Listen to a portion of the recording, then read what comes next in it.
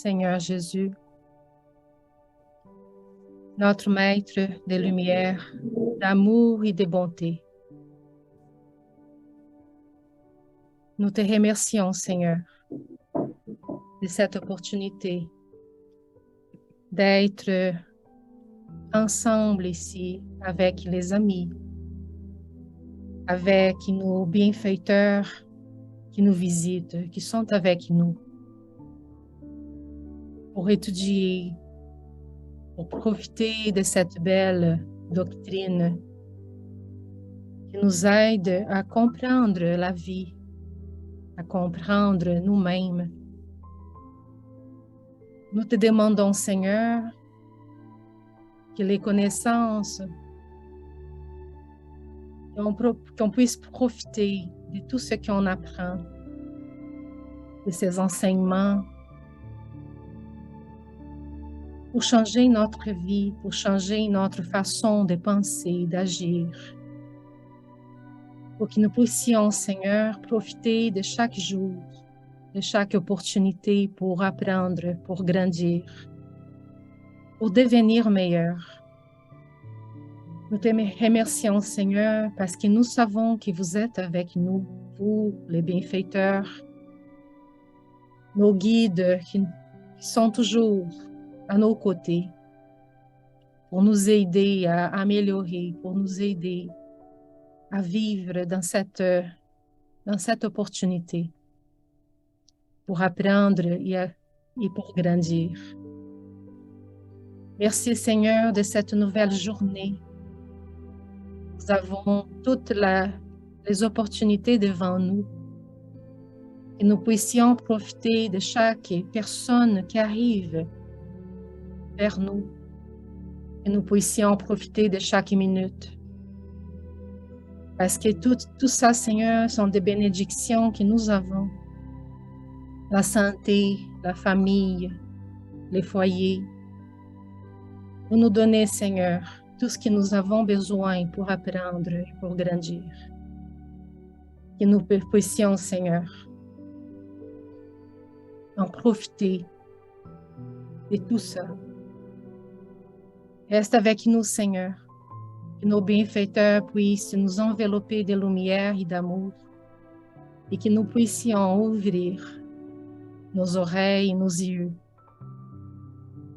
pour les sentir, pour profiter de chaque enseignement, aujourd'hui pour toujours.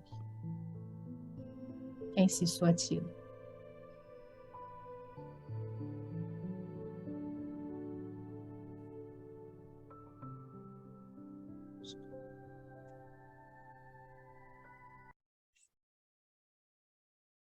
Je vais partager les textes et nous avons souligné les phrases que nous allons lire parce que les textes sont un peu longs, OK?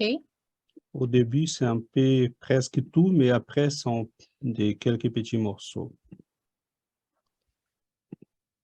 Allons-y. Dominique, est-ce que tu pourrais commencer? Oui. Donc, c'est que les phrases surlignées, hein? Oui, c'est ça? Oui, s'il te plaît. Thème, la libre pensée et la libre conscience. Nous avons fait deux classes distinctes des libres penseurs, les incrédules et les croyants, et dit que pour les premiers, être libre penseur, ce n'est pas seulement croire à ce qu'on veut, mais ne croire à rien. C'est s'affranchir de tout frein, même de la crainte de Dieu et de l'avenir. Pour les seconds, c'est subordonner la croyance à la raison et s'affranchir du joug de la foi aveugle. Les questions d'origine et de fin ont jusqu'ici préoccupé l'humanité, au point souvent de troubler sa raison. Ces problèmes qu'on a qualifiés de redoutables et que nous croyons d'importance secondaire ne sont point du domaine immédiat de la science. Leur solution scientifique ne peut offrir qu'une demi-certitude. Telle qu'elle est pourtant, elle nous suffit et nous n'essaierons pas de la compléter par des arguties métaphysiques. Dominique, oui? Désolé,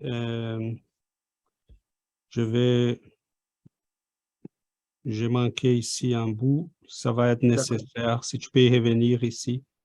Pas de problème, d'accord. Ces derniers ont pour organe de publicité la libre conscience, titre significatif. Les autres, le journal de la pensée, qualification plus vague, mais qui se spécialise par les opinions formulées et qui viennent de tout point corroborer la distinction que nous avons faite. Nous y lisons dans le numéro 2 du 28-1866. Les questions d'origine et de fin ont jusqu'ici préoccupé l'humanité au point souvent de troubler sa raison. Ces problèmes que l'on a qualifiés de redoutables et que nous croyons d'importance secondaire ne sont point du domaine immédiat de la science. Leur solution scientifique ne peut offrir qu'une demi-certitude. Telle qu'elle est pourtant, elle nous suffit, et nous n'essaierons pas de la compléter par des arguties métaphysiques. Notre but est, d'ailleurs, de nous occuper que des sujets abordables par l'observation. Nous entendons rester sur Terre. Si, toutefois, nous nous en éloignons pour répondre aux attaques de ceux qui ne pensent pas comme nous, l'excursion au dehors du réel sera de courte durée. Nous aurons toujours présent à la pensée ce sage conseil d'Helvétius. Il faut avoir le courage d'ignorer ce qu'on ne peut savoir. Un nouveau journal, La Libre Conscience, notre aîné de quelques jours, comme il le fait remarquer, nous souhaite la bienvenue dans son numéro spécimen. Nous le remercions à la façon courtoise dont il a usé de son droit d'aînesse. Notre confrère pense que malgré l'analogie des titres, nous ne serons pas toujours en complète affinité d'idées. Nous, après lecture de son numéro spécimen, nous en sommes certains. Nous ne comprenons pas plus la libre conscience que la libre pensée avec une limite dogmatique assignée à l'avance. Quand on se déclare nettement disciple de la science et champion de la libre conscience, il est irrationnel, selon nous, de poser ensuite comme un dogme une croyance quelconque, impossible à prouver scientifiquement. La liberté limitée de la sorte n'est pas la liberté. À notre tour, nous souhaitons la bienvenue à la libre conscience et nous sommes disposés à voir en elle une alliée, puisqu'elle déclare vouloir combattre pour toutes les libertés, moins une. Il est étrange de voir considérer l'origine et la fin de l'humanité comme des questions secondaires, propres à troubler la raison. Que dirait-on d'un homme qui, vivant au jour le jour, ne s'inquiéterait pas comme il vivrait demain? Passerait-il pour un homme sensé? Que penserait-on de celui qui, ayant une femme, des enfants, des amis, dirait que m'importe que demain il soit mort ou vivant? Or, le lendemain de la mort est long. Il ne faut donc pas s'étonner que tant de gens s'en préoccupent. Si l'on fait la statistique de ceux qui perdent la raison, on verra que le plus grand nombre est précisément du côté de ceux qui ne croient pas à ce lendemain ou qui en doutent, et cela par la raison bien simple que la grande majorité des cas de folie est produite par le désespoir et le manque de courage moral qui fait supporter les misères de la vie, tandis que la certitude de ce lendemain rend moins amères les vicissitudes du présent et les fait considérer comme des incidents passagers dont le moral ne s'affecte que médiocrement ou pas du tout. Sa confiance en l'avenir lui donne une force que n'aura jamais celui qui n'a pour perspective que le néant. Il est dans la position d'un homme qui, ruiné aujourd'hui, a la certitude d'avoir demain une fortune supérieure à celle qu'il vient de perdre. Dans ce cas, il en prend aisément son parti et reste calme. Si au contraire il n'attend rien, il se désespère et sa raison peut en souffrir. Merci, Dominique. Je vais continuer. Le journal de la libre pensée déclare qu'il entend rester sur la terre et que, s'il en sort parfois, ce sera pour réfuter ceux qui ne pensent pas comme lui. mais que ces excursions hors du réel seront de courte durée. Nous comprendrions qu'il en fut ainsi qu'un journal exclusivement scientifique, traitant de matières spéciales. Il est évident qu'il serait intempestif de parler de spiritualité, de psychologie ou de théogonie à propos de mécanique, de chimie, de physique, de calculs mathématiques, de commerce ou d'industrie. Mais dès lors qu'il fait entrer dans son programme de la philosophie, il ne saurait les remplir sans aborder les questions métaphysiques. Bien que le mot philosophie soit très élastique et qu'il ait été singulièrement détourné de son acception étymologique, il implique par son essence même des recherches et des études qui ne sont pas exclusivement matérielles. Les conseils d'Helvétius, il faut avoir le courage d'ignorer ce qu'on ne peut savoir. Est très sage, il s'adresse surtout aux savants présomptueux qui pensent que rien ne peut être caché à l'homme et que ce qu'ils ne savent pas ou ne comprennent pas ne doit pas exister. Il serait plus juste cependant de dire: il faut avoir le courage d'avouer son ignorance sur ce qu'on ne sait pas. Tel qu'est formulé, on pourrait le traduire ainsi: il faut avoir le courage de conserver son ignorance. D'où cette conséquence: il est inutile de chercher à savoir ce qu'on ne sait pas. Sans doute, il y a des choses que l'homme ne saura jamais tant qu'il sera sur terre, parce que, quelle que soit sa présomption, l'humanité y est encore à l'état d'adolescence. Mais qui oserait poser des bornes absolues à ce qu'il peut savoir? Puisqu'il en sait infiniment plus aujourd'hui que les hommes des temps primitifs, pourquoi plus tard n'en saurait-il pas plus qu'il n'en sait maintenant? C'est ce qui ne peuvent comprendre ceux qui n'admettent pas la perpétuité et la perfectibilité de l'être spirituel. Beaucoup se disent: je suis au sommet de l'échelle intellectuelle. Ce que je ne vois pas et ne comprends pas, personne ne peut le voir et le comprendre. Toute la doctrine est dans ces mots. La profession de foi est nette et catégorique. Ainsi, parce que Dieu ne peut être démontré par une équation algébrique, que l'homme n'est pas saisissable à l'aide d'un réactif. Il est absurde de croire à Dieu et à l'homme. Tout disciple de la science doit par conséquent être athée et matérialiste. Mais, pour ne pas sortir de la matérialité, la science est-elle toujours infaillible dans ses démonstrations? Ne l'a-t-on pas maintes fois vu donner pour des vérités ce qui plus tard a été reconnu être des erreurs et vice-versa? La science connaît-elle encore aujourd'hui toutes les lois de la nature? Sait-elle seulement toutes les ressources qu'on peut tirer des lois connues? Qui oserait le dire? Ne se peut-il qu'un jour la connaissance de nouvelles lois rende la vie extracorporelle aussi évidente, mais aussi rationnelle, aussi intelligible que celle des antipodes?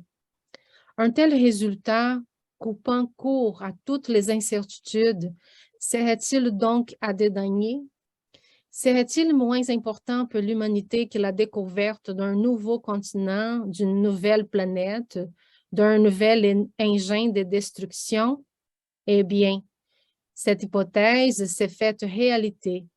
C'est au spiritisme qu'on le doit, et c'est grâce à lui que tant de gens qui croyaient mourir une fois pour toutes sont maintenant certains de vivre toujours.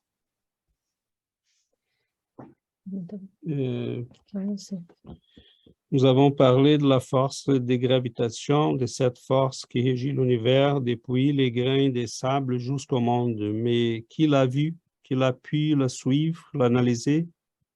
En quoi consiste-t-elle quelle est sa nature, sa cause première, nul ne le sait. Et cependant, nul n'en doute aujourd'hui. Comment l'a-t-on reconnu? Par ses effets. Des effets, on a conclu à la cause. On a fait plus. En calculant la puissance des effets, on a calculé la puissance de la cause, qu'on n'a jamais vue. Il y en est de même des dieux et de la vie spirituelle qui l'on juge aussi par les effets selon cet axiome. Tout effet a une cause. Tout effet intelligent a une cause intelligente. La puissance de la cause intelligente est en raison de la grandeur de l'effet. Croire en Dieu et en la vie spirituelle n'est donc pas une croyance purement gratuite, mais un résultat d'observation tout aussi positif que celui qui fait croire à la force de la gravitation. Bon, le texte continue, il y a là plusieurs choses qui sont intéressantes. Évidemment, on n'aura pas le temps de tout lire, ce qui est dommage parce qu'il fait là un questionnement qui est assez... mettons, assurément, nous ne contestons pas aux incrédules le droit de ne croire à rien autre qu'à la matière, mais on conviendra qu'il y a des singulières contradictions dans leur prétention à attribuer le monopole de la liberté de penser. Nous avons dit que par la qualité des libres penseurs, certaines personnes cherchaient à atténuer ce que l'incrédulité absolue a de répulsif pour l'opinion des masses. Supposons en effet qu'un journal s'intitule ouvertement « L'athée, l'incrédule » ou « les matérialistes ». On peut juger de l'impression que ce titre ferait sur le public. Mais qu'il abrite ces mêmes doctrines sous les couverts du libre penseur, à cette enseigne, on s'est dit, c'est le drapeau de l'émancipation morale. Ce doit être celui de la liberté des consciences et surtout de la tolérance. Voyons. On voit qu'il ne faut pas toujours s'en rapporter à l'étiquette. Je crois qu'ici, Allan Kardec a vu venir tous les systèmes d'appropriation indue des discours qui s'est fait aujourd'hui par des gens qui pensent exactement au contraire de nous, mais qui utilisent nos raisons pour justifier le fait de présenter des idées qui sont complètement à l'opposé de tout ce qu'on croit. Donc, ils se disent des... Je commence là déjà, parce que le texte, il va très loin encore. Non, pas tant que ça. On va arrêter ici. Bon, c'est un texte un peu différent parce qu'Allan Kardec l'a écrit dans la revue Esprit, donc c'est même un peu difficile à lire parce qu'on ne peut pas oublier, la revue Esprit, c'est une publication qu'il faisait mensuellement et qui essayait d'entamer un dialogue avec plusieurs tendances en France, en Europe, un peu partout. Il y a eu même des correspondances avec le Brésil, des gens qui étaient au Brésil à ce moment-là et qui commençaient à savoir du spiritisme. Et Allan Kardec utilisait la revue pour entamer ses relations avec le monde. Et il parle là des deux journaux qui faisaient la libre pensée, la libre conscience, mais qui, sous ces beaux titres-là, défendaient en fait, pour s'y porter à la divulgation des idées qui étaient assez grossièrement matérialistes, surtout celui de la libre pensée, la libre conscience en étant moins peut-être athéiste et matérialiste. Mais je vois là dans ces derniers extraits que j'ai commencé à commenter, nous constatons aujourd'hui qu'on utilise le discours on cherche la liberté pour l'être humain, on cherche le droit de tout le monde d'avoir une conscience libérée de toute influence, mais dès que vous suivez notre influence à nous, c'est assez spécial parce que si vous voulez vraiment être libre, il faut croire à ce qu'on vous dit de croire. Donc, si la science n'a dit rien, vous devez vous exempter d'y prendre position. Attendez la science. Mais qui contrôle la science? Qui fait le contrôle de la science? Oh, mais la science ne dit rien sur l'âme, sur Dieu, oui, mais allons dans les universités. Quels sont les programmes des universités qui sont en train d'y chercher, d'y faire de la recherche sur ces sujets? Oh, mais ils ne le font pas parce qu'ils ne veulent pas. Non, non, ils ne font pas parce qu'on n'a pas donné d'argent à ceux qui demandent pour des choses bizarres, selon vous.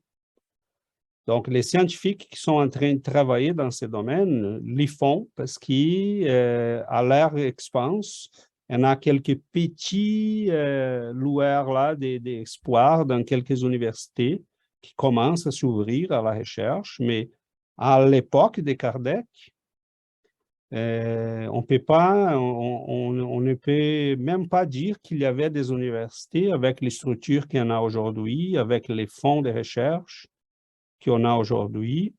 Et seulement le budget de l'université d'Harvard est plus grand que celui de quelques petits pays, pour vous donner une idée. Ça coûte cher faire des prix Nobel. Donc, c'est merveilleux qu'un pays puisse investir autant dans la recherche. Cependant, on voit là qu'il y a un paradigme. Et ce paradigme à la base de la science, il est né dans les renascements, la Renaissance. Et il est essentiellement voué à la recherche matérialiste. Et à un moment donné, je pense qu'on était un peu émerveillé par notre propre science. Comme un enfant qui a trouvé un jouet qui fait des choses étonnantes. Et comme dans cette revue-là, Allan Kardec fait la critique, il dit, bon, on ne va pas s'intéresser aux choses qu'on ne peut pas... il va même au point de dire, il faut qu'on avec Helvétius, qu'on accepte ce qu'on ne peut pas savoir. Mais ça, c'est d'une arrogance épouvantable. C'est comme dire, comme Allan Kardec va dire plus tard, si moi qui suis au sommet de la connaissance scientifique actuelle, présente, je ne peux pas savoir de ça, mais vous non plus, et personne d'autre. Et malheureusement, ça, c'est pas ce qu'Allan Kardec a vu venir là, c'est lettre par lettre arrivé. Quand on lit, mettons, les livres The Devil Delusion de David Berlinski, et dans les premiers chapitres, il va nommer plusieurs, Daniel Dennett, Atkins, à l'université en Angleterre, Dawkins, Richard Dawkins, les biologistes anglais aussi, et plusieurs autres qui sont des athéistes, qui font de la publicité de l'athéisme et qui sont d'une arrogance épouvantable. Et je trouve merveilleux parce que Berlinski, il est quelqu'un de très, très intelligent. Ce n'est pas un gars facile à jouer avec lui parce qu'il est un biologiste, un docteur en biologie, un docteur en mathématiques. Et c'est quelqu'un qui parle anglais, français, couramment, parle italien, parle latin, connaît les grecs. C'est vraiment quelqu'un de très intelligent. Et il appelle les premiers chapitres tu n'auras pas d'autre Dieu devant moi. Et c'est exactement quand Dieu parle au peuple juif en disant tu n'auras pas d'autre Dieu devant moi, je suis le seul. Il utilise ça comme titre de son premier chapitre pour dire que les scientifiques d'aujourd'hui sont exactement dans cette position. Et vous n'aurez pas d'autre Dieu devant moi que celui que je vous dis. Ils sommes nous les cardinaux de cette nouvelle religion, de cette... mais la science, c'est devenu une religion, mais c'est une religion un peu complètement aveugle parce qu'elle ne peut pas vraiment guider l'être humain. Qu'on fasse des belles autos, c'est merveilleux. Qu'on fasse des choses pour la médecine, c'est merveilleux. Mais l'âme humaine, elle continue d'être complètement dans la noirceur. Parce que c'est assez difficile. Et on voit hein, que dès qu'on présente des arguments qui vont à l'encontre de la position officielle, ils vont dire carrément, hein, Dawkins, mettons, il a d'une arrogance. Moi, quand j'ai lu son livre, hein, L'illusion des dieux, j'ai dit, mais c'est d'une... je ne suis pas un David Berlinski. Mais quand je lis les livres, je dis, c'est pas possible qu'un texte comme celui-là a fait autant de chemins sur la planète, parce que c'est d'un ridicule primaire, des arguments qui sont vraiment nuls pour dire, ah, comme l'islam fait mal, comme le catholicisme a fait mal, mais il ne va pas au centre de la religion, il ne va pas au centre de la spiritualité.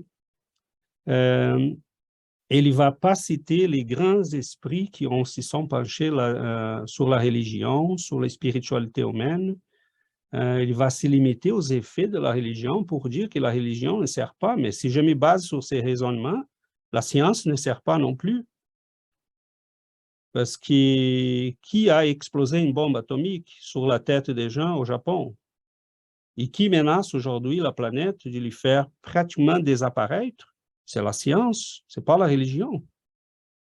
Ce n'est pas la spiritualité humaine qui a des défauts. Oui, les religions sont faites par des gens qui, des fois, ne comprennent pas. Donc, bon, je ne vais pas c'est dommage parce que les textes là, il y a plusieurs éléments. Je pense que j'ai l'espoir là que plusieurs d'entre nous vont récupérer ces éléments. Mais c'est certain qu'on est dans une dictature de notre jouet préféré, c'est la science. Et je ne parle pas contre la science. Allan Kardec, dans les propres textes, va dire que la science est là pour nous aider à avancer, à comprendre. Mais quand il dit, est-ce que la science a dit déjà les derniers mots sur toutes les lois de la nature? Et si demain on trouve, on ne croyait pas aux microbes, hein, les premiers à soulever les virus. Les premiers à soulever l'idée des virus a été enfermé dans un hôpital pour des fous. C'est Samuel Weiss, qui était un Hongrois. Et il a fini ses jours considéré comme un fou, au même temps que Pasteur en France commençait à publier ses résultats. La communauté scientifique de son pays, de son entourage, il les considérait comme un fou. Vous avez déjà entendu parler de lui? C'est quelqu'un qui a dit, mais il y a quelque chose là dans la matière qui se communique d'une personne malade à une autre. Il y a toute une histoire là avec les femmes enceintes et tout ça. Et les gens disaient, non, mais ce n'est pas possible, vous êtes fous, elle n'a rien dit ça. Et là, tout à coup, on dit aux gens, mais si vous ne croyez pas au virus, vous êtes fous. Hein, vous êtes... Donc, les discours changent parce que c'est de la nature de la science avancer. Mais pour avancer, elle ne peut pas être dogmatique. Je ne peux pas mettre des barrières et des limites et dire, mais à partir de maintenant, c'est seulement la matière. Et au moment que ces gars-là vont en public pour dire ça, la physique est en train de dire que la matière n'existe pas, que tout est énergie, que peut-être notre conscience a un rôle à jouer, parce que c'est la quantique qui le dit, dans la détermination de la réalité. On est où là? Donc, je crois que le spiritisme Alain Kardec, pour moi, c'est un des génies qu'un jour, on va dire, de les statures de ceux qui nous ont ouvert, comme Copernicus et d'autres qui nous ont ouvert là, des dimensions de la réalité qu'on ignorait. Il nous dit la réalité va beaucoup au-delà de ça. Hein? L'âme humaine est vouée à l'éternité. On ne peut pas penser qu'on va rester, que nos jours finissent ici, que notre vie, c'est notre corps. Donc, la dimension de cette pensée nous amène à soulever dans l'être humain ce qu'il y a des plus beaux, des plus nobles, des plus dignes. Tandis que si on emmène les gens à penser à la matière comme la seule réalité, mais nous sommes réduits à quoi? Hein? Toute notre poésie, philosophie, amour, générosité, mais c'est quoi? C'est de la biologie, ça? Donc, c'est un peu ridicule, je dirais, qu'il y en ait des gens encore qui pensent comme ça, de manière si limitée. Mais bon, c'est toute une affaire pour changer. Et c'est pas facile. J'ai fini là en disant ce qui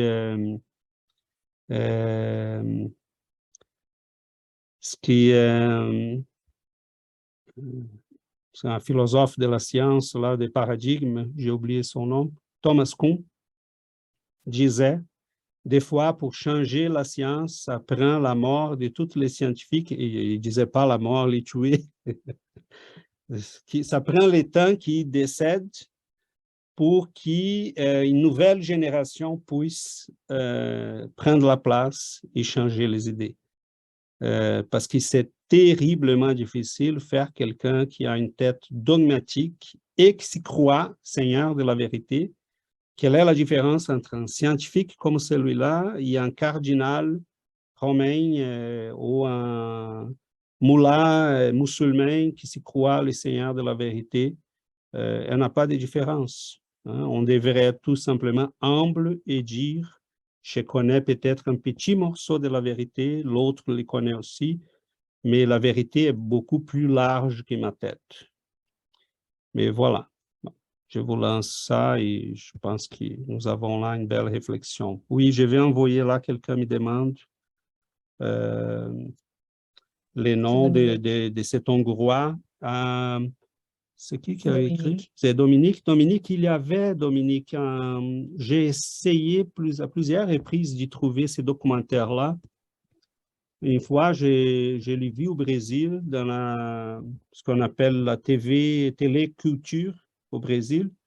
Et c'est un documentaire de la BBC qui parle de l'histoire de la médecine. Mais je vais t'envoyer les noms et les références. Mais c'est merveilleux, l'histoire, c'est vraiment merveilleuse parce c'est étonnant comme il trouve là, en utilisant les raisonnements scientifiques, il arrive à des conclusions, il dit il y a quelque chose là qui se transmet. Et pour faire bref, Dominique, il était les responsables d'une partie de la faculté de médecine, mais la faculté de médecine fonctionnait dans un hôpital qui avait les serres de charité aussi. Et les femmes allaient accoucher là. Et les femmes qui accouchaient avec les étudiants de médecine très souvent souffraient de la fièvre post-accouchement. Et à un moment donné, il a dit, mais il y a quelque chose qui se passe là. Pourquoi celles qui sont avec les serres de charité décèdent beaucoup moins qu'ici? Et là, il commence à faire un suivi très scientifique des procédures. Et il constate à un moment donné que la seule différence était que les femmes qui allaient accoucher avec les étudiants de médecine passaient par un examen de sa condition de grossesse. Mais quand les étudiants faisaient cet examen-là chez les femmes, ils avaient avant passé les cours d'anatomie. Et à ce moment-là, il faisait ouvrir les corps des gens malades, très souvent des mendiants qui étaient décédés avec des maladies qui étaient, ils ne savaient même pas c'était quoi. Il manipulait les cadavres et après, ils allaient faire l'examen des touches chez les femmes. Sauf qu'il n'avait pas les mains. Il faisait, à ce moment-là, il n'avait pas la notion des virus et bactéries, tout ça. Donc, il a dit, mais la seule différence, c'est celle-là. Il a dit, bon, je vais tester mon hypothèse. Là, il a pris de l'eau, des chlores, des hypochlorites. Il a dit, vous allez laver la main. Mais il refusait. Il disait, vous êtes en train de dire, sommes-nous qui sommes en train de tuer ces femmes? Vous êtes fous. Il a dit, vous allez les faire. C'est moi le prof, vous allez le faire. Qu'est-ce qui arrive? Les taux de mortalité. Mais même comme ça, ils ont réagi, les autres professeurs ont réagi, ils ont dit non, vous êtes fous, vous n'avez aucune hypothèse pour prouver cela, c'est empirique. Et à ce moment-là, en France, Pasteur commençait son travail, il commençait à publier. Donc, c'est spécial, c'est très beau à voir. Mais, voilà, les certitudes scientifiques. Bon. Dominique, désolé, là, l'état. Bonjour à tous. Merci César, merci Giovanna. Le texte, il est si profond et possède de multitudes de réflexions que je me suis perdu quand je l'ai étudié en début d'après-midi. C'est incroyable. Mais j'ai fait une recherche sur Helvétius que je ne savais pas qui c'était. C'était un philosophe qui est né en 1715 et c'était un grand ami de Voltaire. Ils se sont croisés, ils ont croisé leur chemin dans leur existence à cette époque-là. Et Helvétius était un matérialiste, un pur matérialiste. Il voyait la religion, donc les explications rapides, il voyait la religion catholique plutôt comme un despotisme. Donc, il ne pensait pas du bien de la religion en règle générale. Mais par contre, ce qui est intéressant, c'est qu'il ne nie pas l'existence d'une force dans la nature. Donc, quelque part, il n'accepte pas peut-être l'existence de Dieu, mais il sait qu'il y a quelque chose qui se passe. Donc, ça, c'était intéressant de savoir cette petite nuance qu'il avait. Mais la deuxième réflexion, c'est ce texte de Kardec, il est si profond que ça m'a fait penser à la question 835 que je suis allé récupérer. C'était quand il pose la question aux esprits supérieurs, la liberté de conscience est-elle une conséquence de la liberté de penser? La réponse des esprits est, la conscience est une pensée intime qui appartient à l'homme comme toutes les autres pensées. Et c'est intéressant de savoir ceci, c'est que, en fait, toute forme de croyance est respectable chez nos frères et chez nos sœurs qui ne pensent pas, qui pensent différemment de nous, aussi bien les scientifiques que les religieux, etc. Dès le moment où cette forme de croyance amène au bien. Donc, c'est ce qu'il dit dans les questions suivantes. Et je trouve que le spiritisme nous apprend à regarder avec compassion et à savoir écouter ces frères qui sont qui pensent différemment de nous. Et je trouve que c'est une force dans le spiritisme. Et récemment, j'ai appris une puérilité aussi avec les amis spirites, qu'aux États-Unis, il y aurait un groupe de personnes qui croient durement que la Terre est plate. Donc, ça a été prouvé maintenant par Copernic et Galilée et bien d'autres. Et donc, voilà, que penser de ces personnes qui sont encore dans le déni? Est-ce que c'est une obsession collective? On ne sait pas, c'est une question qu'on se pose, nous, en écoutant ça, surtout à cette époque-là. Et puis, pour finir, est-ce qu'on doit accepter toutes sortes de croyances différentes et surtout puériles Ben, la question est difficile parce que si elle commence à déranger ou à mettre en danger la vie des autres, là, c'est une autre question. Sans citer de nom, il y a un de nos frères sur Terre qui a envie d'avoir le pouvoir sur toute la planète grâce au communisme. Et qu'est-ce que le communisme? C'est de penser comme le parti. C'est-à-dire que le parti, s'il dit eh bien, que la Terre est plate, on n'a pas le droit de penser différemment. Donc, c'est intéressant de savoir de ce que Kardec dit et ce que tu as parlé à propos de la science et cette liberté de conscience et de pensée. Voilà, c'est toujours d'actualité. Voilà, merci Dominique. Sébastien? Souvent, je pense... Un instant.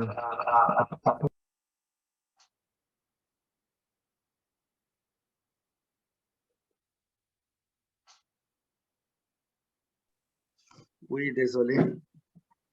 Souvent, je pense à la science comme une institution très, très puissante, un peu comme l'était l'Église, détenteur de la vérité. Puis, moi, je pense que par notre orgueil et notre égoïsme, quand on a ce pouvoir-là, on ne veut pas lâcher parce que, tu sais, on a le contrôle, on a le pouvoir. Je vois un peu la science comme ça.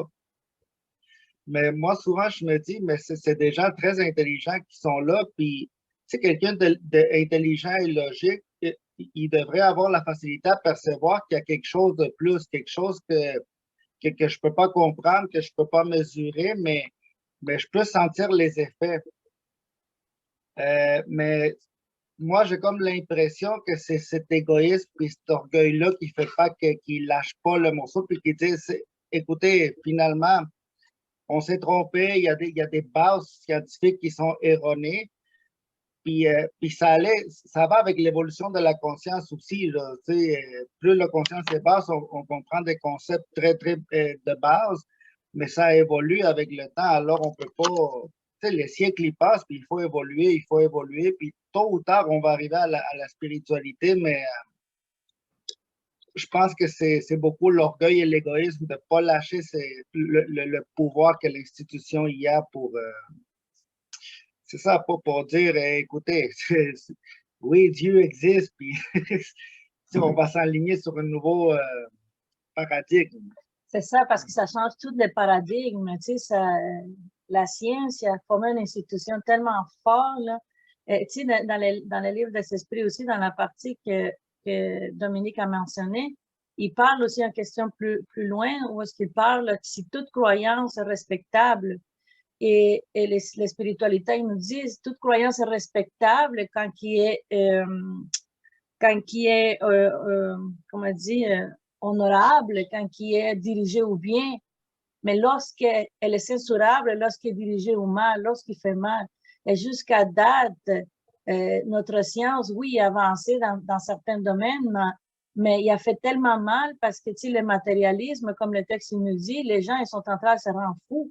Les taux de suicide, c'est pour ne pas comprendre cette paradigme-là, qui c'est la spiritualité, la vie après la mort. Et donc, je pense que moi, je pourrais dire que la science est censurable de ces côtés-là, mais comment aller changer ça? Je pense que ça nous appartient à nous, dans un certain sens. C'est jamais par la force, le livre des esprits nous dit, c'est jamais par la force, mais par la compréhension. Donc, en ayant nous un changement et en donnant l'exemple, en nous faisant porte-parole de cette spiritualité, de cette information de la vie après la mort et de tout ce que c'est la vie future. Je pense que c'est un devoir que nous avons nous tous. C'est comme l'histoire que tu as contée des médecins. Si ce professeur-là, il n'aurait pas eu la fermeté d'aller contre la volonté des autres, contre l'orgueil des autres, de dire non, il ne faut pas que tu penses que c'est moi. S'il n'y aurait pas eu cette fermeté-là, on serait c'est toute l'humanité qui est limitée à cause d'une poignée de gens orgueilleux et égoïstes qui pensent juste à eux, à leur notoriété, alors c'est... Laura parlait, Laura qui est là, il a dit qu'il y a eu une discussion avec son chum ce matin, parlant de ça, de comment on est limité par nos croyances. OK. Merci. Oui, tout à fait. Merci à vous tous.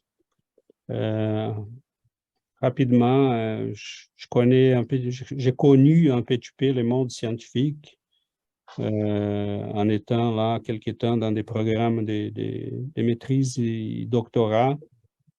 Et à un moment donné, j'ai même les doctorats, j'ai dit non, ça suffit. Il y en a tellement de la politique, il y en a tellement de la manipulation, il y en a tellement de biais. Et dans les sciences naturelles qui touchent la physique, la chimie, la médecine, la biologie, les biotechnologies aujourd'hui sont... tout est au service du pouvoir et de l'argent. Parce que la science nous a donné, avec ce paradigme qui a été qui est établi un peu par Descartes, hein, on coupe le problème en petits morceaux, on va attaquer chaque morceau par des étapes, et de plus simple au plus complexe, etc., etc. Il va nous dire, on a appliqué ça et ça a fonctionné, on est capable de comprendre beaucoup de choses, mais de plus en plus, on est morcelé, on a des morceaux. Et on n'a pas de théorie unificatrice qui soit capable de dire voilà l'essence de tout ce qu'on fait. La science ne nous donne pas l'essence parce que l'essence vient de l'être humain, vient de l'homme. Et sinon, on fait de la recherche. Et ça sert à quoi notre recherche? Ah, je viens de découvrir une nouvelle bactérie qui mange du plastique. Ah, merveilleux. Et puis, je viens de découvrir une bactérie qui mange de l'acier. Puis, je peux utiliser pour envoyer dans des pays que je vais détruire parce que toutes ces armées, puis plus tard, ça va revenir sur toi aussi. Donc, on utilise la biotechnologie, la physique, la chimie pour développer des substances et des pouvoirs qui vont nous permettre de développer des armes, des contrôles, faire plus d'argent, détruire l'autre plus rapidement. Malheureusement, on est en train de jouer avec quelque chose de dangereux. Et là, je comprends pourquoi la spiritualité est toujours au ralenti. Il y a un côté mauvais, il y a un côté merveilleux. Parce que je me rappelle de Bolzano, le scientifique italien qui était spirite. Et à un moment donné, un esprit, il faisait, je vais vous raconter ça déjà, mais je pense que ça tombe vraiment bien. Un esprit, Bolzano étudiait les matérialisations d'objets. Et dans un genre de coffre, les esprits matérialisaient des monnaies, des objets qu'ils apportaient d'ailleurs. Et Bolzano racontait que quand on prenait les monnaies, elles étaient chaudes. Il posait des questions aux esprits. Il dit, on dématérialise, on rematérialise ces matériaux. Ou des fois, on les fait passer par des endroits. Il ne pouvait pas expliquer là que la matière, à ce moment-là, il ne pouvait pas expliquer, même que les connaissances étaient déjà là, mais on sait que la matière est un gros vide. Mais il disait, on dématérialise, on rematérialise. Il dit, mais pourriez-vous nous expliquer? Ils ont dit non. Parce que si on vous explique ça, ça va être la catastrophe. Imaginez l'être humain avec ses pouvoirs. Et donc, le contrôle est presque absolu sur la matière. Les esprits en ont déjà ça. Pas tous les esprits, évidemment. Et c'est là qu'on voit qu'au fur et à mesure qu'on s'y rend dans l'univers des connaissances spirituelles, mais c'est un peu s'y rendre au niveau des connaissances que Jésus manipulait. Et il n'avait pas besoin d'un labo pour transformer l'eau en vin ou pour guérir un lépreux. c'est certain que selon hein, le spiritisme nous explique, il utilisait des connaissances, des lois de la nature auxquelles on a accès, mais qui pour l'instant passent par des étapes et des chemins que nous, on ne connaît pas. Heureusement, parce que sinon, on allait utiliser ça. Je pense que nos guides, si je parle des guides de l'humanité, ils attendent qu'on se développe un peu plus moralement pour qu'ils puissent nous laisser accéder à ces connaissances. Parce qu'avec les connaissances que nous avons aujourd'hui, c'est la connaissance assez pointue de la matière, on est capable de produire des virus qui sont capables de détruire l'humanité. Une arme atomique aujourd'hui, ça serait la catastrophe pour la planète. Parce qu'elle est quelques dizaines de fois plus puissante que celle qui a explosé en Hiroshima.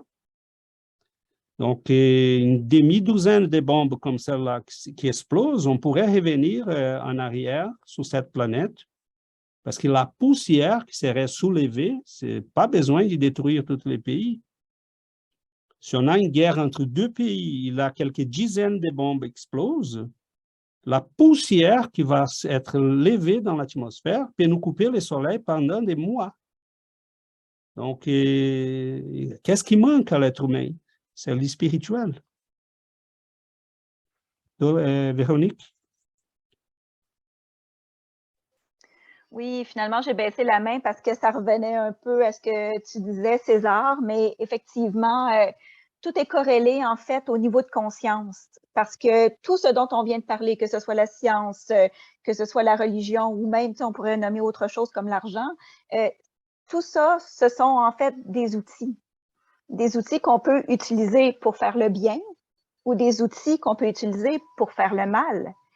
Et puis, tout ça va dépendre justement de notre niveau de conscience.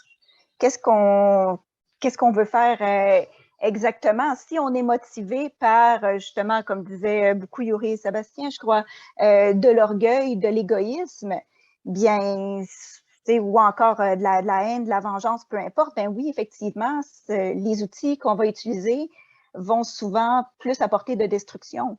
Si, au contraire, dans notre niveau de conscience, on est motivé par la bienveillance, par l'amour, par la compassion, par tous les sentiments qui sont élevés, bien, peu importe ce qu'on va utiliser comme outil, ça va servir justement à un but plus grand, à faire du bien, si je peux m'exprimer ainsi. Merci. Merci, Véronique, tout à fait. Ce niveau de conscience-là, c'est ce que nous devons essayer d'élever chez l'être humain. Hein? Donc, mais pour ça, ça passe par un changement de paradigme. Quel justificatif je peux donner pour que les gens soient empathiques, généreux, que les gens soient ouverts aux autres, mais si j'ai dit, on est qu'un corps. Essayez de vivre le maximum que tu peux, peu importe combien cela va coûter aux autres. Tant que tu as ton plaisir, fais-le parce que ton temps ici est limité. Et là, ça commence toute la logique de pourquoi laisser naître un enfant qui risque d'être malade. C'est préférable de ne pas laisser naître. Pourquoi attendre la souffrance de toute une maladie? Mais il faut donner à la personne la possibilité de mourir rapidement. Donc là, on voit où nous amènent les paradigmes matérialistes. On voit qu'il va rester sur Terre ceux qui sont en santé, qui sont jeunes, qui ont une intelligence moyenne, qui peuvent être utiles au système, et toutes les autres, on va les écarter, parce que quel est l'essence d'être sur cette planète si vous n'avez pas une vie merveilleuse, si vous n'avez pas d'argent, de santé et du plaisir? Doucement, on avance vers ça. Hein? Hitler serait très content. Hein? Il serait vraiment ravi de tout ce qu'on voit. Hein? Donc, il faut là qu'à un moment donné, on y pense. Et ce que le spiritisme nous ouvre et qui d'autres, évidemment, courants et spirituel nous ouvre, c'est ces regards sur l'être humain comme un être qui va beaucoup au-delà. Et est-ce que les connaissances n'existent pas? Oui, ils existent. Il y a des gens qui sont en train, dans les domaines scientifiques, de nous donner ça comme réponse, mais ils sont toujours à l'écart. Quand on regarde les milliards qui sont dépensés par les États-Unis, la Russie, la Chine, l'Union européenne pour les armes, mais on dit, mais la science s'intéresse, n'est pas capable de prouver Dieu ou l'immortalité, mais non, évidemment, elle ne sera jamais pas capable parce qu'on donne quoi aux scientifiques? On écarte tout le monde qui pense autrement que ce qui est dans la petite boîte matérialiste. Donc, on a des scientifiques qui ont déjà prouvé que la conscience humaine n'est pas dans les corps, mais c'est prouvé déjà. La mémoire humaine n'est pas dans notre cerveau. Elle va au-delà de ça. Des tonnes de gens qui sont en train de mourir et être ressuscités par cette science matérialiste reviennent en racontant des choses que cette science matérialiste-là ne veut pas écouter. Ce sont juste de quelques voix. Mais ces gens-là, est-ce que la science officielle s'intéresse à eux? Non, pas vraiment, parce qu'on n'a pas de gros investissements, on n'a pas de départements scientifiques qui veulent. Mais si on a là une proposition de projet pour développer une nouvelle bactérie qui va tuer 300 000 personnes dans 3 secondes, ah oui, on va vous donner de l'argent parce que si nous, on a ça en main, on peut contrôler les autres. Donc, c'est triste parce qu'on a des victimes de notre succès. C'est bizarre, mais on est des victimes parce que la science a fonctionné tellement bien qu'elle nous a enchantés, elle nous a émerveillés, mais on a oublié avec ces jouets-là de se poser la question du sens, de la signification de tout ce qu'on fait sur ce monde. Et c'est tellement triste parce que ces gens-là sont en train de nier les bases même de la science. Ils sont en train de nier les bases de la science, parce que la vraie science, c'est la quête des connaissances. On doit toujours être ouvert. Un scientifique qui va établir des limites, et qui va dire, vous devez croire à ça, ou ça seulement est la vérité, mais c'est quelqu'un qui n'a jamais compris la science. Et là, on voit une beauté chez Allan Kardec, parce que dès ce temps-là, quand il nous écrit tout ça, il dit la science, c'est un outil merveilleux. Mais comme Véronique disait, c'est un outil. On doit l'utiliser à notre avantage, pour notre amélioration. Mais malheureusement, on n'a pas compris. Imaginons que tout l'argent qui est dépensé pour faire des armes, de l'espionnage, et tout ça a été dévoué à faire le bien et à la recherche des solutions, véritables solutions pour l'être humain. On serait bien avancé déjà. Oui, Christophe. Oui, merci beaucoup. Je prends le risque de me faire quelques ennemis, mais j'ai envie de dire ça quand même. Je pense que nous avons besoin de gens très intelligents sur ce monde. Et quand nous parlons des scientifiques, nous partons du principe qu'en premier lieu, ils sont intelligents.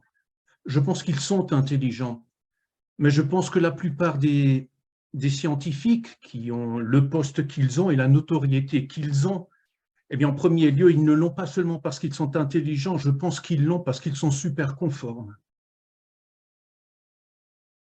Et je ne pense pas que ça nous fasse avancer. Je ne pense pas que le conformisme soit le moyen de vraiment nous faire avancer spirituellement. Je pense que ce sont les gens intelligents qui aussi osent et se permettent de réfléchir par eux-mêmes et de ne pas se laisser conformer en premier lieu par ce qui, en premier lieu, est teinté de beaucoup d'égoïsme et donc de pas vraiment de beaucoup de conscience évoluée. Donc je pense, oui, c'est une question d'état de conscience, d'évolution. Alors là, la science, vraiment, elle peut être magnifique, elle peut vraiment nous faire avancer. Ensuite, ce que j'aimerais dire aussi, c'est que sur ce monde, nous avons eu quelqu'un qui, par des preuves, a guéri le cancer à 95%, sans aucun médicament et sans chimiothérapie. Nous n'en entendons pas beaucoup parler. Pourquoi?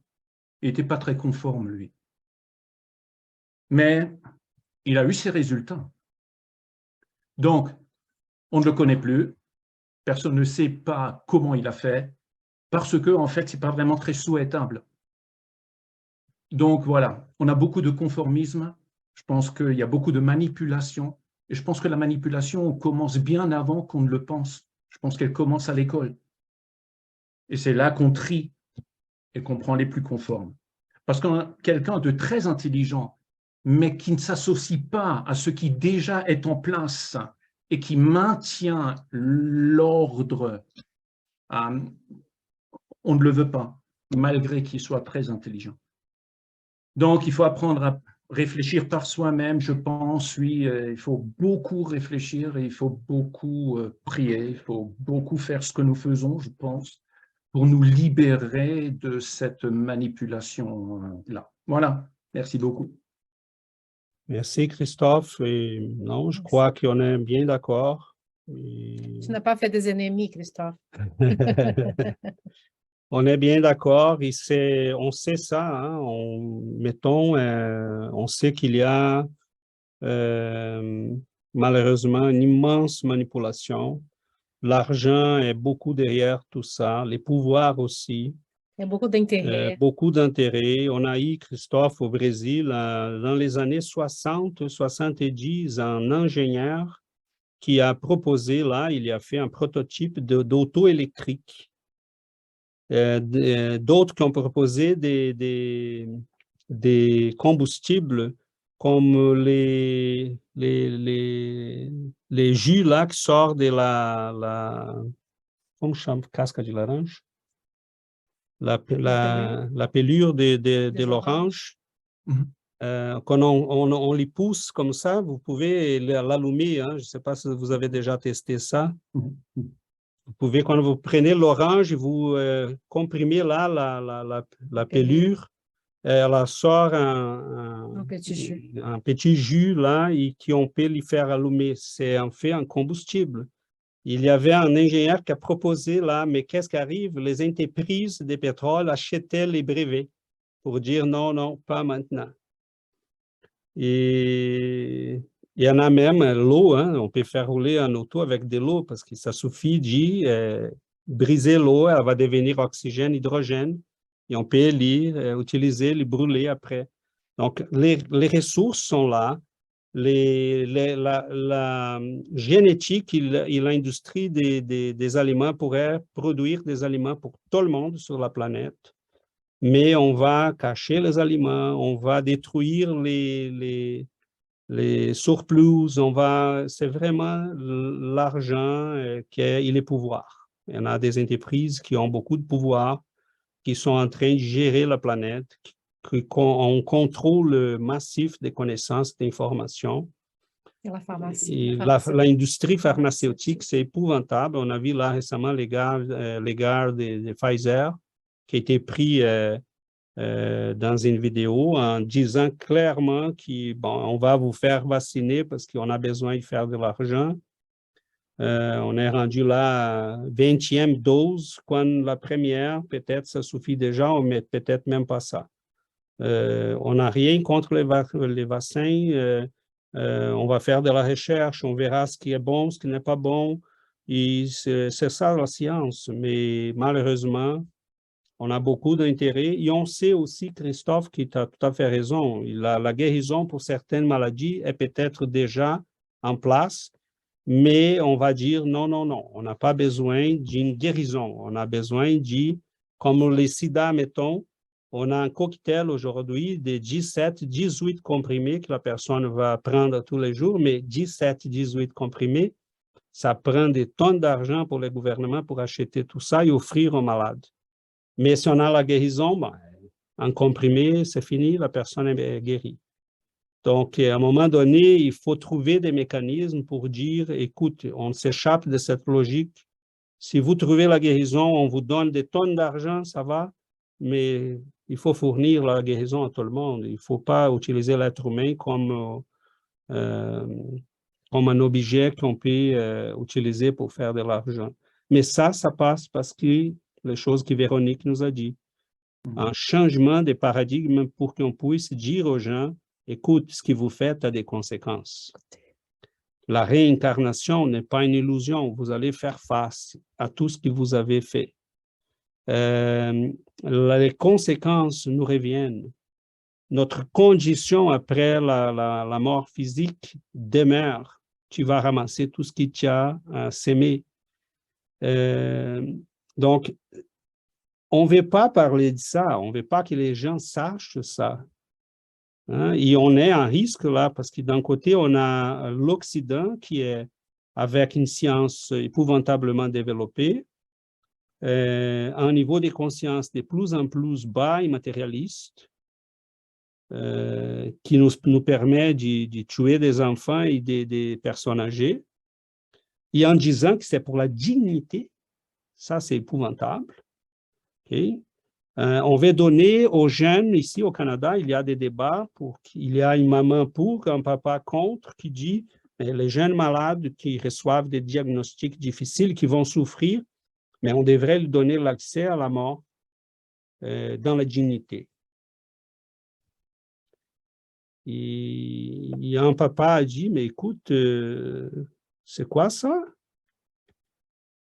Si on mettait on dit jamais, on va mettre les milliards de dollars qu'on peut mettre dans les armes, on va mettre pour la recherche, pour sauver ces personnes-là, ou peut-être trouver des solutions pour tout le monde. Donc, on est dans un aveuglement terrible. Et les gens sont en train d'accepter ça comme la réalité. On dit, ah, c'est comme ça. Hein? Donc, et dans des pays riches comme ces pays du Nord, ça devient de plus en plus difficile parce qu'on donne aux gens les effets de la science, toutes les guerres qu'on peut fournir pour rendre la vie facile. On a un bon niveau de vie, donc on dit aux gens, mais vous êtes heureux, pourquoi vous vous inquiétez? Mais là, ces mêmes gens qui nous trouvaient des fous viennent à nous au moment où l'enfant est malade, la fille est en dépression, quelqu'un dans sa famille éprouve des problèmes majeurs parce que la personne est tombée dans une dépression, qui ne sait pas quoi faire. Et là, les blocages sont tellement immenses qu'on ne sait même pas par où commencer pour dire à cette personne, écoute, il faut sortir de cette boîte-là. Il faut, si tu veux, je peux te sortir de là, mais il faut venir vraiment, il faut écouter et faire ce que je te dis de faire. Si je te dis, lis un livre, si tu vas lire, okay? Donne-toi une chance. Mais des fois, chez nous, on parle aux enfants, on dit combien de souffrances sera nécessaire. Et là, on est au risque de ce que Dominique a dit, on a un pays, et j'ai les noms, c'est la Chine et c'est Xi Jinping, qui veut s'y répandre sur toute la planète avec une visée exclusivement matérialiste. Avec une science qui va lui permettre de faire ce qu'il veut. Donc, on est en danger. D'un côté, on a un Occident qui a cette même science, il y a un lâchisme moral épouvantable, contrôlé par un paradigme athéiste, matérialiste et hédoniste. On veut le plaisir. Il ne faut pas nous enlever le plaisir. Et de l'autre côté, on a un gars très déterminé avec quelques milliers de gens derrière lui qui obéissent à la lettre ce qu'il dit et qui sont en train d'acheter la planète. Le Brésil, à ce moment-ci, il est en train de se faire vendre par son président qui n'était pas élu parce qu'on sait là qu'il y a eu tout un arnaque. Son élection, c'était pour mettre au pouvoir quelqu'un qui répondait à des intérêts très clairs et très particuliers. Donc, s'il était élu, hein, ça c'est un autre sujet qu'on ne va pas discuter ici, mais c'est pour vous dire, on respecte ça, mais il n'a pas été élu. On sait bien ça. Et les gars sont en Chine à ce moment-ci. Il va vendre le Brésil. Il va vendre le Brésil, c'est clair. Donc, oui, on est en danger. Et je me demande combien de souffrances sera nécessaire pour qu'on puisse revenir au bon sens. Oui, Christophe. Merci beaucoup. Je voulais juste dire que, eh bien, nous avions un humoriste en France aussi, Coluche, et puis donc il disait si les élections changeaient quoi que ce soit, eh ben, il serait interdit. Donc, je pense que même l'élection, voilà, on ne va pas pessimiser, mais ouais, je comprends très bien. C'est sur le monde entier, en fait, que ça se passe comme ça et nous allons vers un entonnoir. Je pense que le travail qu'on fait est vraiment très, très important, non seulement pour nous, mais pour tous ceux qui peuvent peut-être nous entendre et peut-être voir un bon sens derrière ce que nous disons, je l'espère pour eux. Je pense que c'est le seul moyen de travailler sur soi-même et de changer son état de conscience, d'évoluer, sinon rien n'évolue, voilà. Donc, ouais, voilà, merci beaucoup. Parfait, Christophe. C'est exactement ça sur ce que nous sommes axés. Petit à petit, conscience à conscience. Et on fait. Mais pour faire un signe là, ce que tu disais sur les élections, Staline disait, oh, les élections, mais c'est pas si important que ça. L'important, c'est pas qui va voter, c'est qui va compter les votes. Oui, Dominique.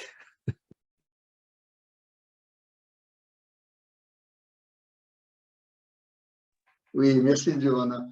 Oui, je voulais rebondir sur plusieurs réflexions que vous avez faites, tous et toutes. C'est très intéressant et toujours profond. En fait, on a quand même des chiffres. Maintenant, en France, on sait que plus de 60% de la population croit en l'existence de l'âme après la mort, comparativement à avant la Première Guerre mondiale, la Deuxième Guerre mondiale, ils étaient qu'à 40%. Donc, le monde évolue spirituellement lentement. Et qu'est-ce que la guerre et qu'est-ce que le matérialisme et puis les pensées matérielles? Mais c'est exactement ce que disait Divaldo et les esprits supérieurs, prédominance de la nature animale. Nous le savons, ça, nous, spirites, et qui nous sommes sur ce chemin de spiritualité. Et je voulais aussi rebondir sur ce que Yuri a dit. Toute la semaine, je me suis régalé avec le spiritisme numéro 83 qui parle de spiritisme et de télépathie. Et c'est hyper intéressant, vraiment. Et en fait, René Varcollier, c'était un chimiste français du 19e siècle, a souvent dit que la pensée ne s'impose pas par la force, mais par la sympathie. Et il disait, il a fait beaucoup d'études, il a consacré 40 ans de sa vie à étudier la télépathie, parce que lui-même, il a vécu ces phénomènes télépathiques. Il disait que la transmission de pensée se fait sans aucun problème à cause de la distance ou des objets matériels. C'est super intéressant ce qu'il dit. Donc, c'était juste pour rebondir. Et ensuite, un message aussi dans une communication de notre sœur Maria Munoz, qui disait que dans le monde spirituel, dans les écoles, elle est en train de former, avec d'autres aussi, des médiums à l'instruction afin de se réincarner et d'utiliser la médiumnité pour justement combattre un peu cette ignorance qui tourne autour de beaucoup de frères et sœurs médiums qui l'utilisent de manière matérialiste ou vénale, comme on sait. Donc ça, tous ces messages sont encourageants. Il faudrait qu'on les vulgarise encore plus sur notre belle planète. Et puis, je voudrais terminer en disant qu'il y a une question, mais je ne me rappelle plus laquelle c'est. Pourquoi le mal existe-t-il toujours sur Terre actuellement? C'est parce que nous le voulons bien, nous, en restant humbles, nous qui sommes sur ce chemin du bien, nous le voulons bien encore. Mais une fois qu'on va prendre les rênes, donc quelles sont les rênes? C'est exactement être président ou être à des postes clés que ces frères ont et n'ont pas encore compris le réel message de leur existence sur Terre, quoi. Voilà. Merci, les amis. C'est Dominique.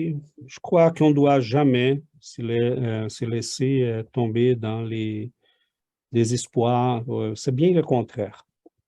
Moi, je trouve fantastique. Je crois qu'il y a beaucoup de gens, comme Christophe disait, comme nous, sont en train de chercher cette nouvelle conscience, ces nouveaux regards sur la vie, sur l'être humain. Il y en a beaucoup parce que cela fait partie de notre nature. Nous cherchons, nous savons qu'il y a beaucoup plus que ce que les gens nous disent. Et les gens sont un peu perdus parce qu'ils ne savent pas où y aller, à qui s'adresser. C'est pour ça qu'on ne doit pas baisser les bras.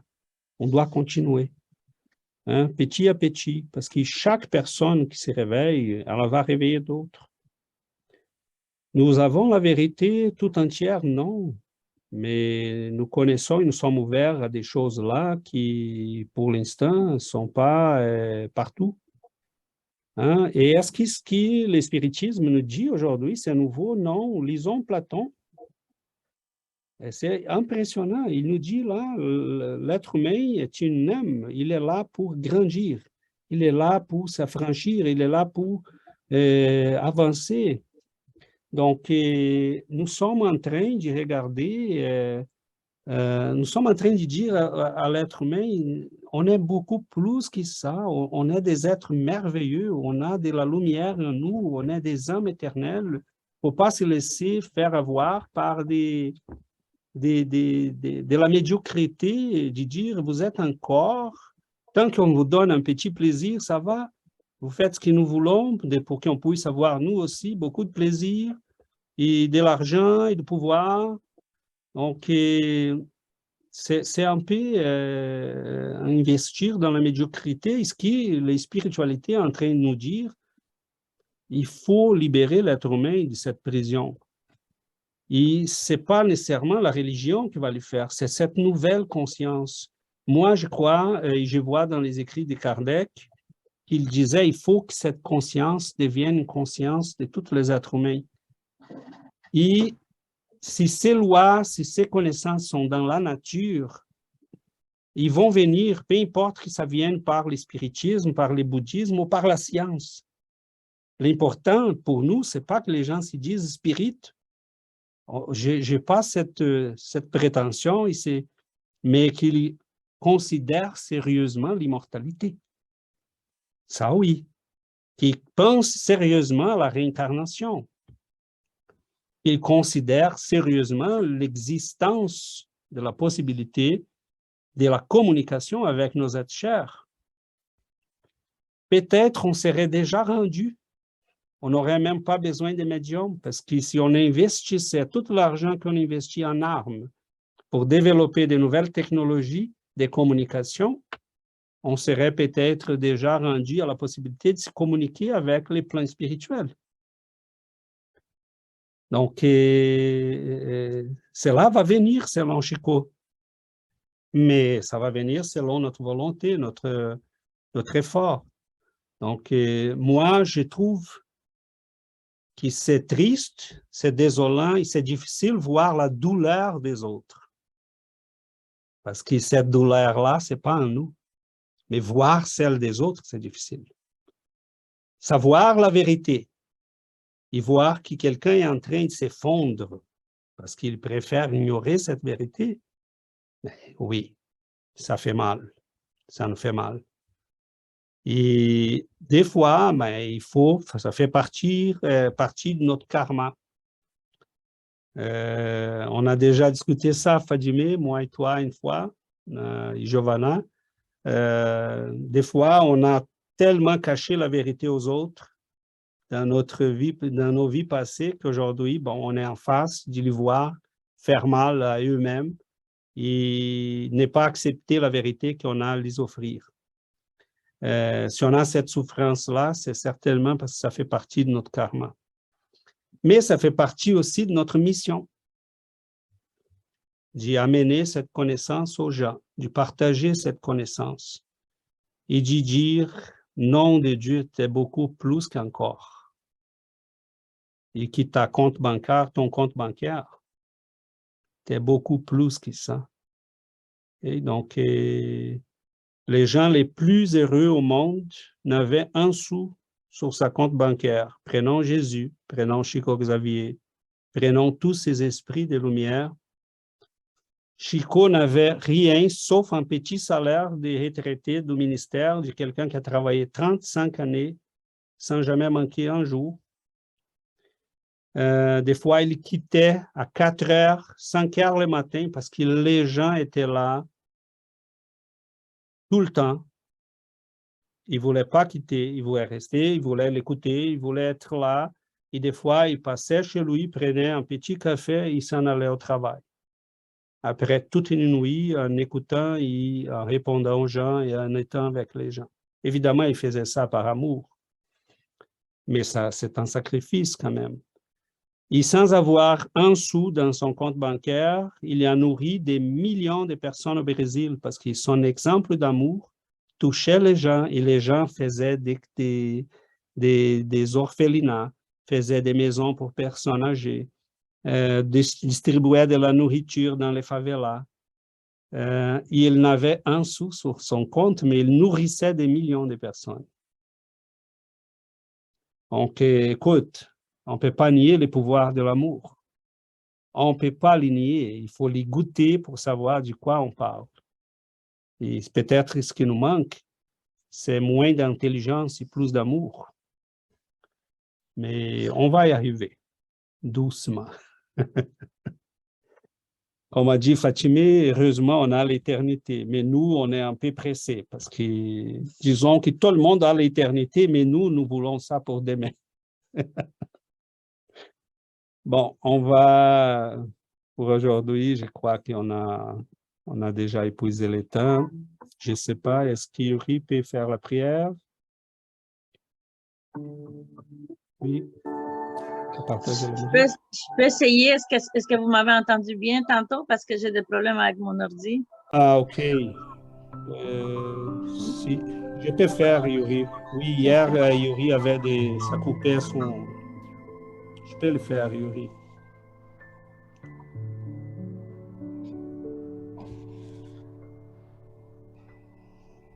Chers amis,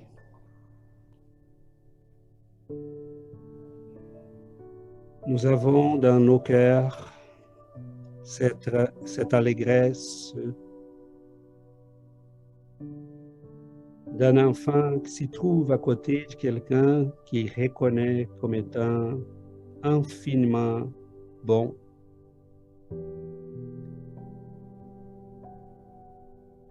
Nous savons, Seigneur, que nous sommes devant ta lumière,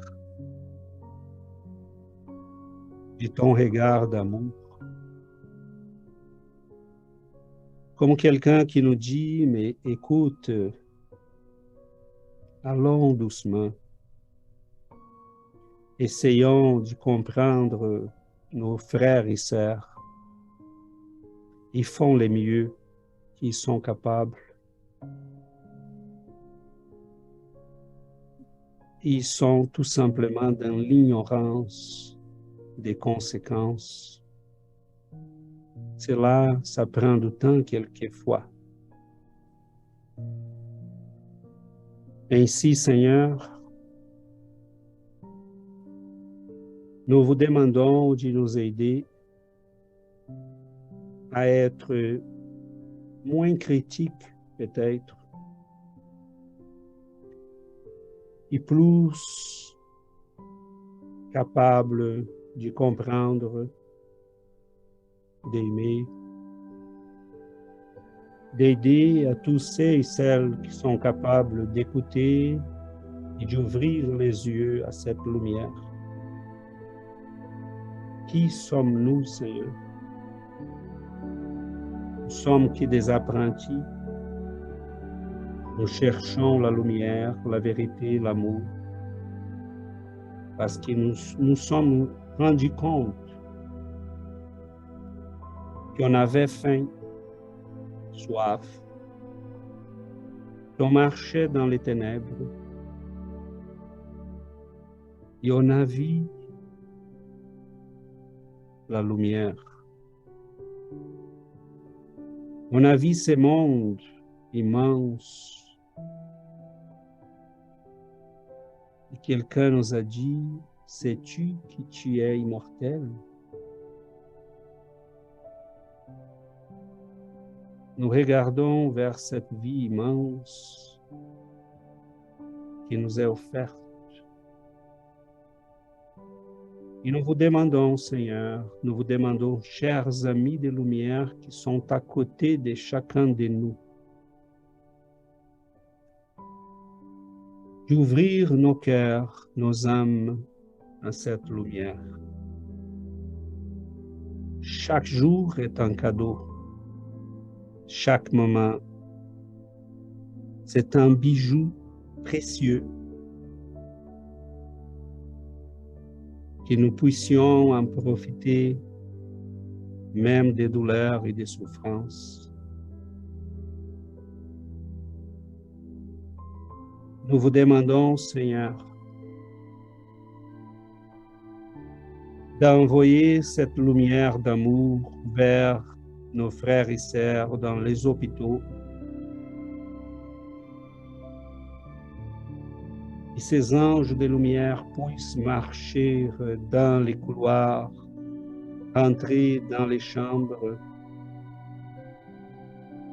verser cette lumière sur les malades, sur ceux qui sont angoissés, perdus,